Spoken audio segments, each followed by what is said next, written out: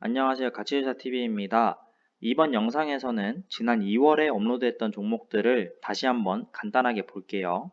우선 2월 4일에 업로드를 했던 강원랜드.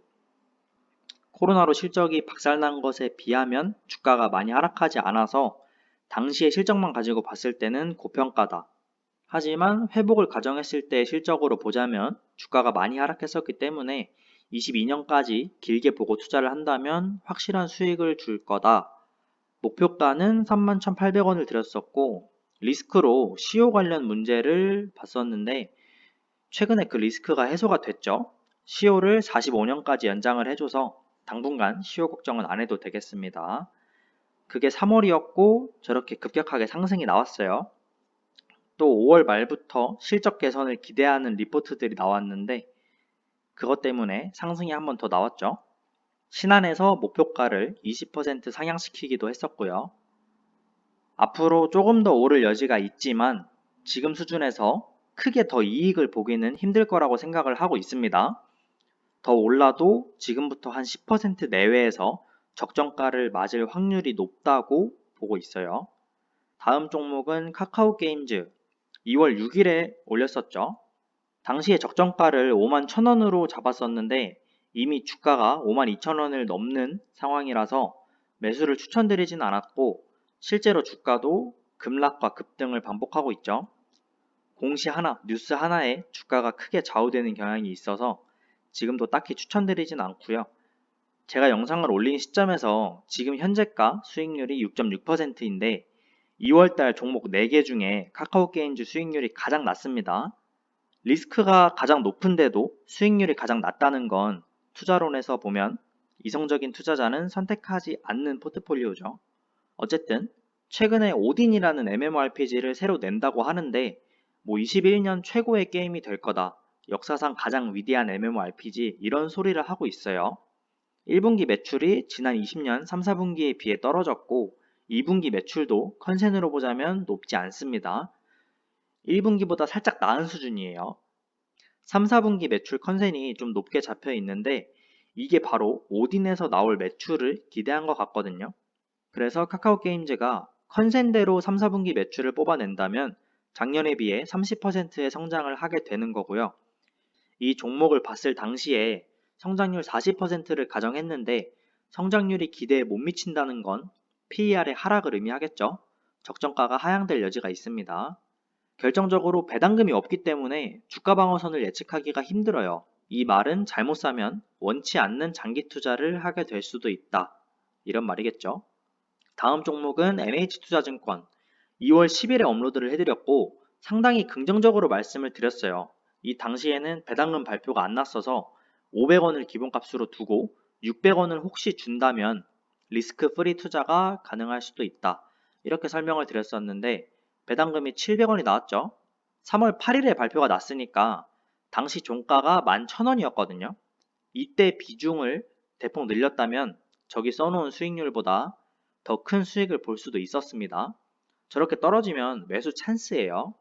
이게 테마주라면 떨어질 때 손절을 해야겠지만 저평가주나 가치주 같은 경우에는 떨어진다면 매수 찬스로 볼 수 있죠.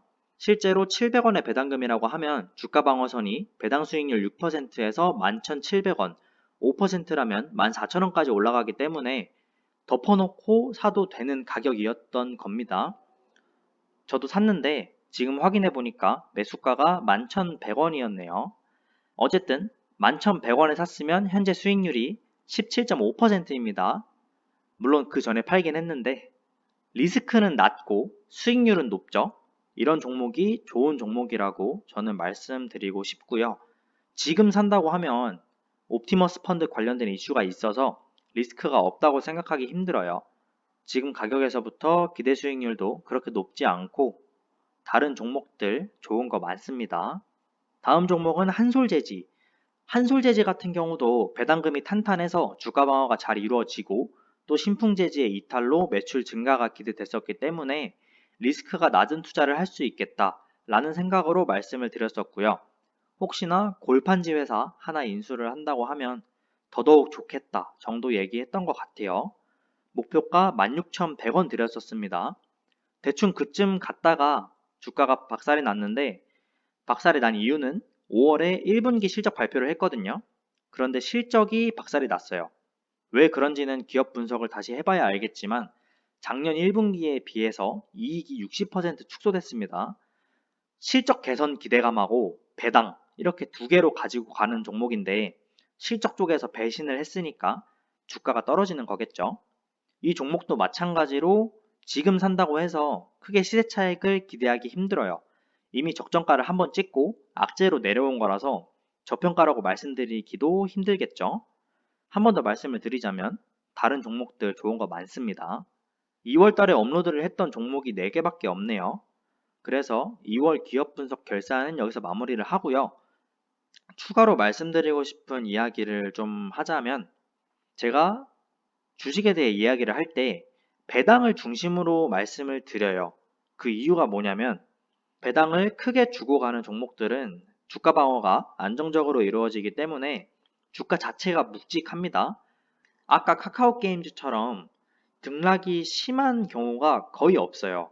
그리고 배당 성향이 어느 정도 나온다는 것 자체가 회사에서 주주들과의 이익 공유를 염두에 두고 있다는 말이고 주주들의 이익을 어느 정도 생각해 준다는 거예요.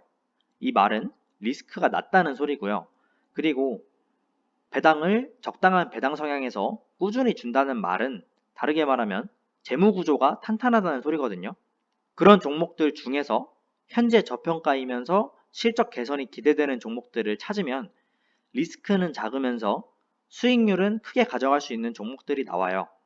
최근 올렸던 종목 중에서는 DTR 오토모티브 같은 경우가 대표적인 케이스고 DTR도 1개월 반 정도 만에 저는 25% 수익을 봤거든요. 리스크를 낮추면서도 얼마든지 수익을 추구할 수 있다는 겁니다. 굳이 리스크가 높은 테마주 매매를 할 필요가 없다고 저는 생각을 해요. 하여튼 다들 안정적으로 주식 투자를 하면서 수익을 보시기 바랍니다. 이번 영상은 여기서 마무리하고요. 시청해 주셔서 감사합니다.